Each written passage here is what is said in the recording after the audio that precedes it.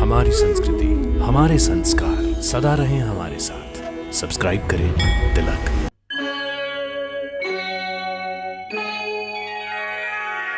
हे मधुसूदन, ये तो बड़ा ही सहज और अच्छा तरीका है। इस ढंग से तो कोई भी मनुष्य आसानी से ध्यान लगा सकेगा। ये ठीक है अर्जुन, परंतु वो मनुष्य मुझ में ध्यान नहीं लगा सकेगा जिसके जीवन में संतुलन ना हो। ध्यान लगाने में सफलता के लिए मनुष्य को संतुलन का पालन करने वाला होना चाहिए। मेरे भक्त को चाहिए कि वो ना इतना खाए कि यूं लगे जैसे वो केवल खाने के लिए जीता है,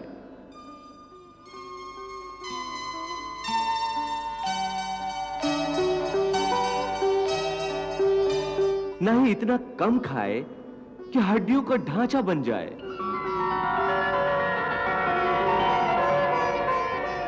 न इतना सोए कि दिन को भी रात समझे, न इतना कम सोए कि रात को भी रात न समझे।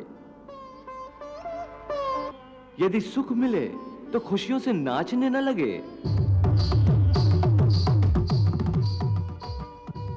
और यदि दुख मिले तो रो रो कर अपने आप को हलकान न करे।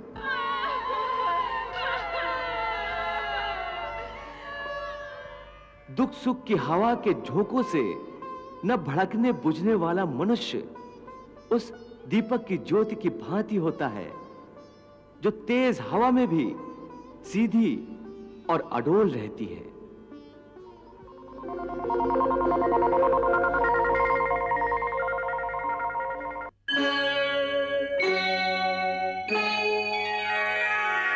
हे केशव, हमारी धरती को मृत्युलोक क्यों कहा जाता है? क्योंकि हे अर्जुन, केवल इसी धरती पर ही प्राणी जन्म और मृत्यु की पीड़ा सहते हैं। अर्थात दूसरे लोकों में प्राणी का जन्म अथवा मृत्यु नहीं होती? नहीं अर्जुन, उन लोकों में प्राणी का न जन्म होता है और न मृत्यु, क्योंकि मैंने तुम्हें पहले ही बताया था कि मृत्यु केवल इस शरीर की होती है, आत्मा की नहीं।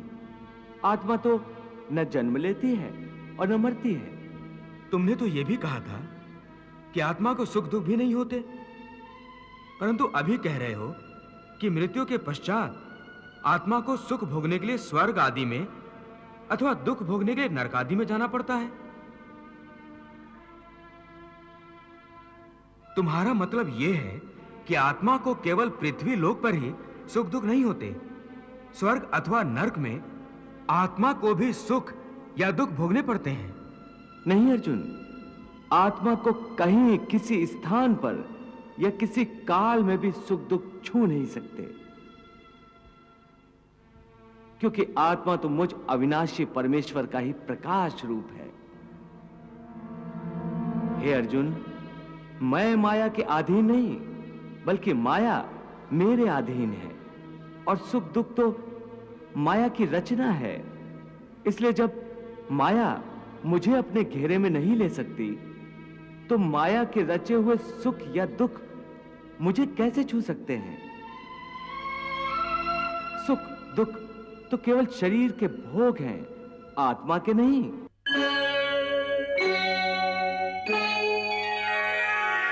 हे केशव, तुमने मेरे मन में ज्ञान की ज्योत जलाकर अज्ञान के अंधकार को नष्ट कर दिया है। मेरे मन से मोह और भ्रम के सारे पर्दे उठ गए हैं। अब मैं अपने आप को तुम्हारी हर आज्ञा के अधीन करता हूं।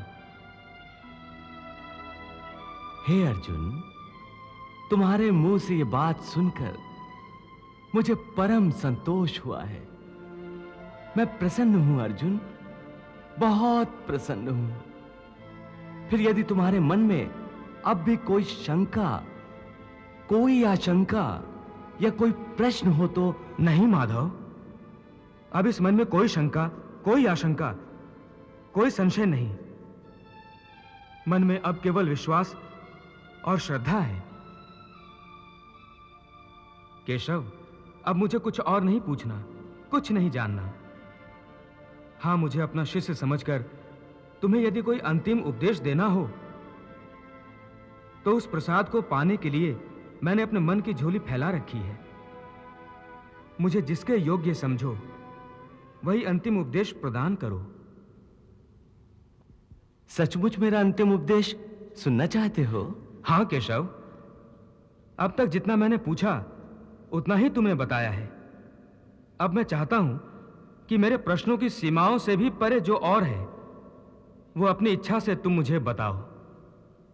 यदि वो जानना चाहते हो अर्जुन जो तुम्हारी बुद्धि और तर्क से परे है, तो सुनो।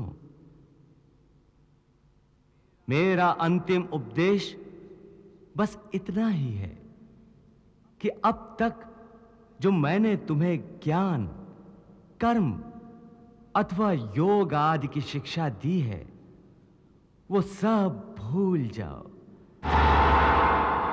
सब पूजा की विधियों को, सब योग साधनों को और समस्त धर्मों को भुलाकर केवल मेरी शरण में इस प्रकार आओ जैसे कांटों से लहू लुहान और कीचड़ से लथपथ एक बालक रोता रोता भागकर अपनी मां की गोद में पनाह लेता है, और जिस प्रकार मां उसके शरीर से सारा गंध और कीचड़ धोकर उसे फिर से एक फूल की तरह निर्मल और स्वच्छ बना देती है। हे अर्जुन, उसी प्रकार मैं तुम्हारे समस्त पापों का मैल धोकर तुम्हें पाप मुक्त कर दूंगा और समस्त संसारी बंधनों से मुक्ति देकर तुम्हें शाश्वत शांति प्रदान करूंगा।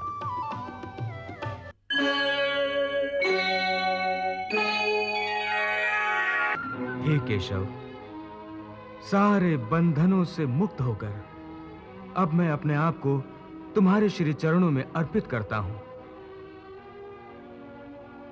मुझे आज्ञा दो कि अब मैं क्या करूं। हे अर्जुन, अब तुम धर्म क्षेत्र में अपने कर्तव्य को निभाने के लिए आगे बढ़ो। अपना गांडीव उठाकर उसकी प्रत्यंचा खींचो और अपने गांडीव की टणत्कार से युद्ध की घोषणा करो।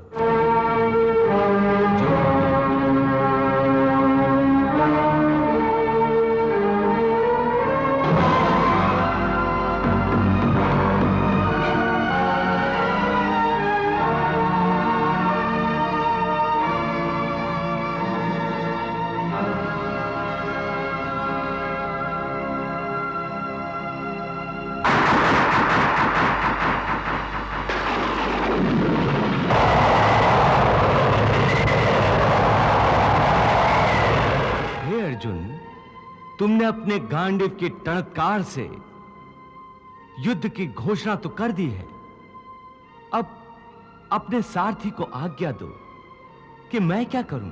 केशव, मैं तुम्हें आज्ञा दूं? हे अर्जुन, इसमें आश्चर्य की क्या बात है?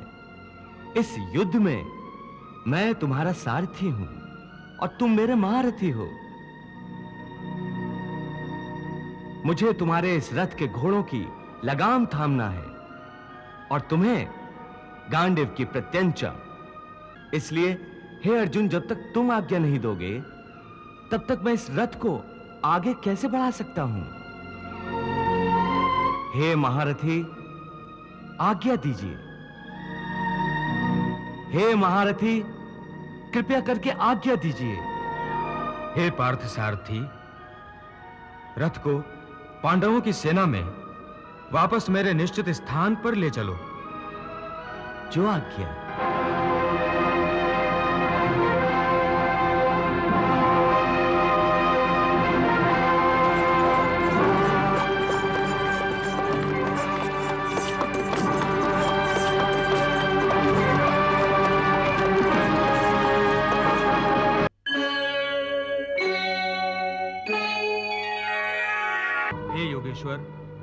आपने मेरे कई प्रश्नों के उत्तर दिए।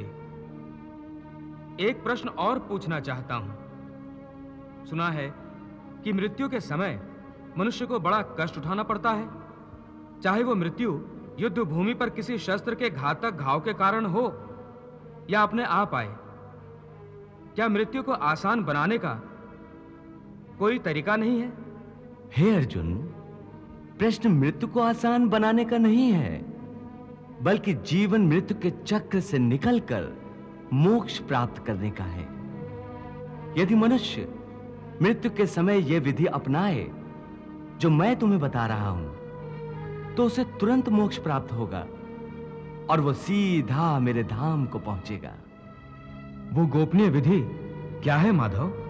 प्राण त्यागते समय अपनी सभी इंद्रियों के द्वार को रोककर तथा मन को हृदय में स्थिर करके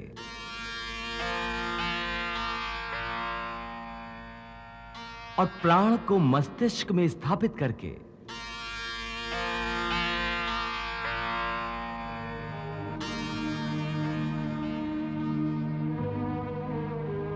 परमात्मा का स्मरण करते हुए ओम